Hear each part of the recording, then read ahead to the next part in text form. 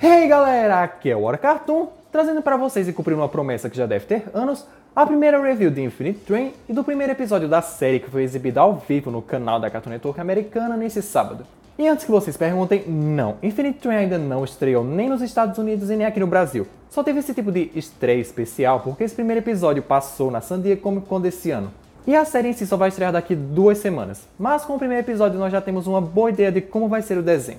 E como alguns de vocês já devem ter notado, depois de mais de 2 anos e meio com a mesma foto de ícone do canal, eu finalmente mudei para essa fanart feita pela Purpleful 13 de como eu estava no último vídeo, e eu simplesmente amei. Então muito obrigado a ela, e caso vocês queiram conferir o trabalho dela, é só procurarem no Instagram por @purpleful_13 e no Twitter por @purpleful13.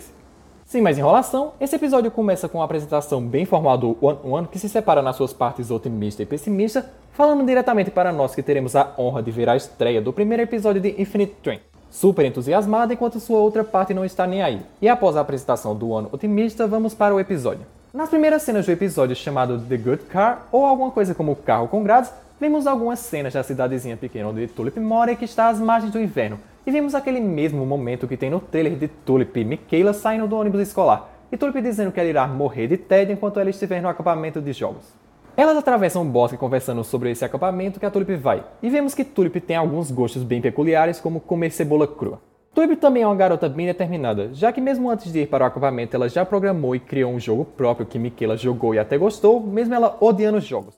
E mesmo assim ela ainda quer treinar programação antes de ir e acabar com os outros nerds que estarão lá com ela.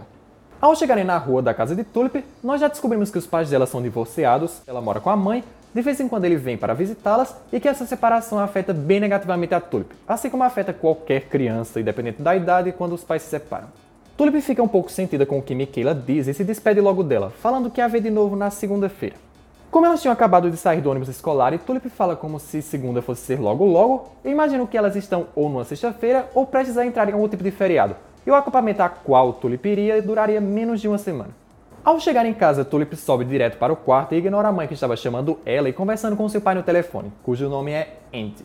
Tulip vai logo para o computador testar o seu jogo e corrigir o que não estiver funcionando nele, sem contar que ela parece saber muito sobre HTML e os tipos de programação mais básicos. E lendo seu livro Programar é Legal, ela consegue corrigir o erro que tinha. Logo em seguida a mãe de Tulip a chama de novo e ela vai de muita má vontade. Então a mãe tenta explicar que o pai dela não vai mais poder levá-la para o acampamento de jogos. Mesmo que eles tenham assinado o contrato e tudo, afirmando que se ela melhorasse as notas ela poderia ir. Isso porque ele errou a data e planejou uma viagem de negócios no dia que ela precisava ir para o acampamento. E a mãe dela não pode levá-la porque ou ela é médica ou é enfermeira que teria 2 turnos no hospital porque ela achou que a Tulip estaria fora nesse meio tempo. Por isso ela se irrita e vai culpar a mãe e o pai de serem maus pais e também diz que tudo é culpa do maldito divórcio deles. E depois de uma curta discussão, Tulip enche os olhos d'água e volta para o seu quarto muito irritada e depois muito triste. Eu tenho que admitir que a Tulip me lembrou um pouco a personalidade do Steven, principalmente quando ele está nos seus ápices de revolta, quer explicações a todo custo e etc. Como se ela fosse uma versão feminina e mais velha dele. Porém, ao longo da série veremos o como ela é única e o quão não deve parecer com ele. Daí vemos que o pai da Tulip mandou uma mensagem para ela pedindo desculpas pelo que houve e pedindo para que ela ligasse para ele. Porém, Tulip para e pensa um pouco, decidindo simplesmente colocar suas roupas de frio e indo sozinha, a pé e sem avisar a sua mãe que vai para o acampamento de jogos. E aí aparece para nós o símbolo da série e o da Cartoon Network. Dessa forma, Tulip vai caminhando pelo resto da tarde e o começo da noite a pé encarando uma nevasca constante. E quando ela para ver o mapa, ela vê que daqui para lá são uns 480 km, o que daria mais ou menos umas 5 horas de carro. E nesse momento ela se depara com um larguíssimo trem que está brilhando uma luz verde de dentro. Que ao parar ela vê que coincidentemente ele vai direto para Oshkosh, a cidade onde é o acampamento. Mas assim que ela pisa no primeiro batente do trem, um portão amarelo vai crescendo e se aproximando cada vez dela até que ela é engolida por ele. Quando Tulip acorda, ela se encontra deitada no chão cheio de neve numa clara manhã. Então para ela tudo isso foi um sonho que ela teve, resmungando que não vai chegar no acampamento e reclamando de trens. Ela vai mexendo com os bonecos de neve que vê pela frente até bater na cabeça de um. E na verdade ela bate no One, que assustam muito ao outro e ele pergunta se ela é a sua mãe, falando que está procurando pela sua mãe, mas infelizmente ele não sabe como ela é. E sem contar a sua parte pessimista fala várias coisas chatas como sempre.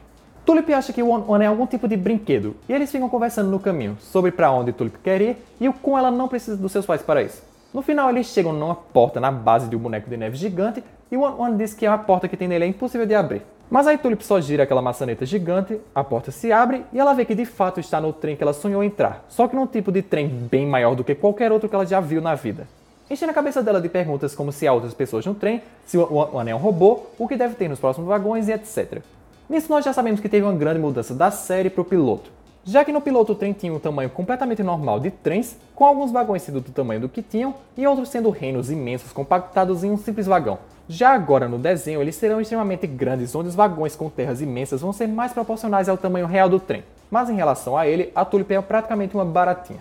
Chegando no vagão seguinte, é o mesmo que nós tínhamos visto nos trailers que a Cartoon Network tinha divulgado. O vagão cheio de cubículos brancos que onde você tocar vai surgir um novo cubo. E assim Tulip e One ficam brincando de construir várias coisas, desde torres enormes até os personagens do joguinho da Tulip. Só que quando Tulip joga a sua luva para tentar ativar um cubículo lá de cima, ela vê que tem um número 115 brilhando verde na sua mão. O que a faz levar um susto e nessa hora o trem para. Olhando para o que tem fora do trem, Tulip pergunta ao One se ele sabe como Wisconsin é, que é o estado dos Estados Unidos de onde Tulip veio. E claramente ele não sabe, claramente eles também não estão em Wisconsin, porque diante deles só tem um deserto rochoso alaranjado, sem vida alguma e também sem neve nenhuma. Então ela vê um tipo de raio saindo do céu que entra em um dos vagões. Uma pessoa sai por dentro desse raio e ela é meio que completamente desintegrada. Então o céu solta uma rajada de energia e Tulip pergunta o que foi isso ao One.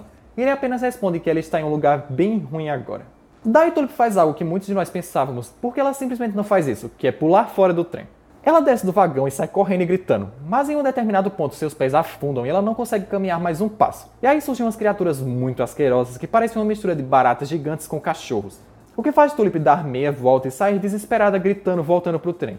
E ao subir na escada ela acha que se safou. Porém essas obras do capeta também conseguem voar. Eles tentam derrubar ela da escada e um deles até consegue entrar no vagão com ela. O bicho continua perseguindo a Tulip, tentando atacá-la a qualquer custo, e quando ele finalmente consegue derrubá-la no chão, ele abre um tipo de boca e começa a sugar toda a energia vital da Tulip, deixando ela momentaneamente bem velha, como se fosse um dementador barato de juventude. Mas aí One a salva separando suas partes e tampando a boca do bicho, devolvendo o que quer que ele tenha sugado dela.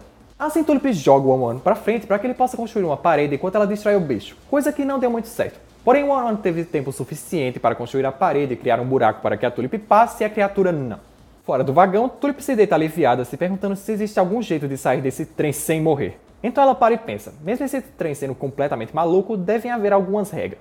Como ninguém tenta sair fugindo do trem, e que deve haver um condutor lá no último vagão que é o motor. E o One confirma achando que eles realmente devem ter um condutor. E por fim, olhando para o número brilhante que tem na sua mão, Tulip diz que irá sim sair desse trem, terminando no primeiro episódio de Infinity Train. Eu sinceramente gostei muito, mas é claro que sendo apenas o primeiro e um único episódio da série, não dá pra gente ter uma noção completa se a série vai ser boa. Porém eu tenho uma ótima impressão de que vai ser muito boa sim, e também de que não vai ser uma minissérie, já que a Cartoon Network vai começar fazendo uma bomba semanal com 5 episódios, e pelo número imenso de vagões que a Tulip viu, deve ter muita coisa pra ela percorrer até achar o suposto condutor. Sem falar que eu amei muito a trilha sonora do episódio, bem misteriosa e estilo Nova Era. E eu achei Tulip e One personagens muito cativantes, mesmo que o One em tese seja um robô bipolar que sempre vai falar coisas opostas. Quem quiser assistir o episódio na íntegra e legendado, tem um link na descrição. E eu também vou fazer review dos próximos episódios quando saírem e de teorias assim que eu pensar em alguma. Então é isso, galera! Espero que vocês tenham gostado da primeira review de Infinity Train /Trem Infinito, que ainda está nos dando muitas esperanças e expectativas de que seja uma das melhores séries da Cartoon Network, assim como Hora de Aventura foi e Steven Universo é. Deixe seu like, compartilhe o vídeo com os amigos, que é sempre muito importante. Se inscreva no canal caso você ainda não seja inscrito. Aqui tem outro vídeo do canal. Comente o que vocês acharam da review. E até o próximo vídeo.